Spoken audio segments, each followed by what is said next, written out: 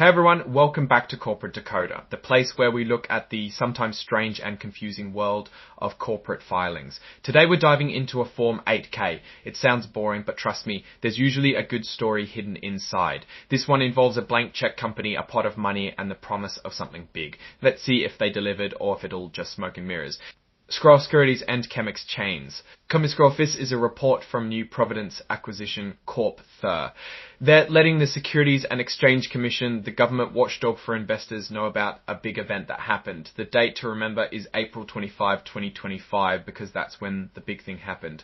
New Providence Accession Corp. 3 is based in Palm Beach, Florida, and they're officially registered in the Cayman Islands. They even have a tax identification number, which means they're a real company, at least on paper.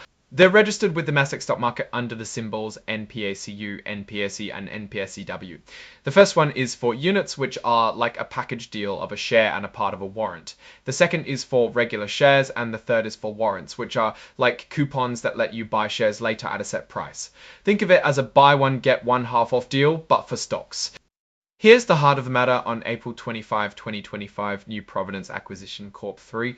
The company finished its initial public offering, or IPO. That means they started selling shares to the public for the first time. They sold 15,000 units, raising a whopping $300, 150,000 units, raising a whopping $300, 150,000 before expenses. Not too shabby. At the same time, they did something called a private placement.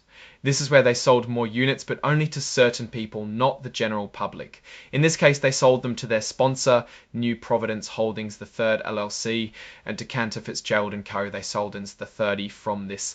So where did all this money go? It went into a trust account in the US.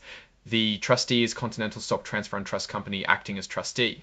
This is supposed to keep the money safe until the company finds a business to buy. To prove everything is on the level, they included an audited balance sheet, basically a financial snapshot of the company as of April 25, 2025. This is like the company showing its homework to the teacher to prove they did it right. Let's take a peek at that balance sheet. It's a key part of this whole filing, giving us a glimpse of where the company stands financially after the IPO.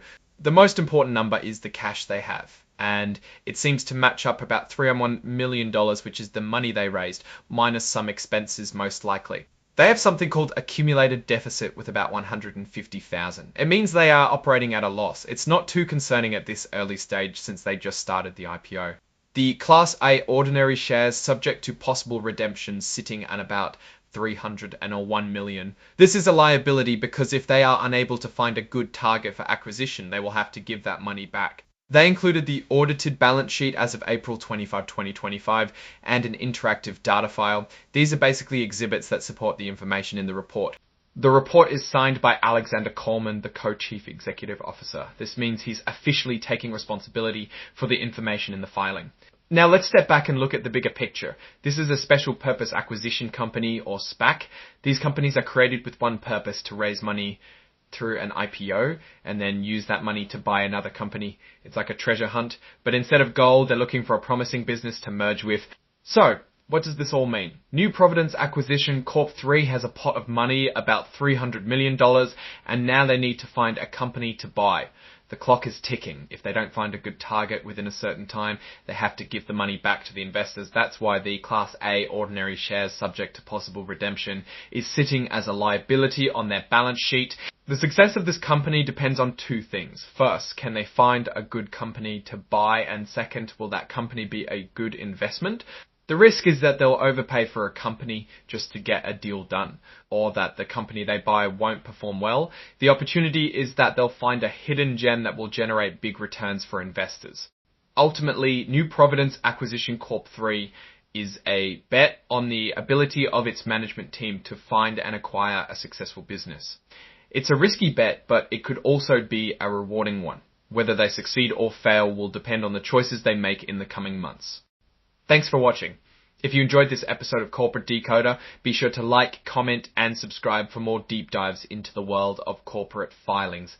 Let me know in the comments what company or filing you'd like me to decode next.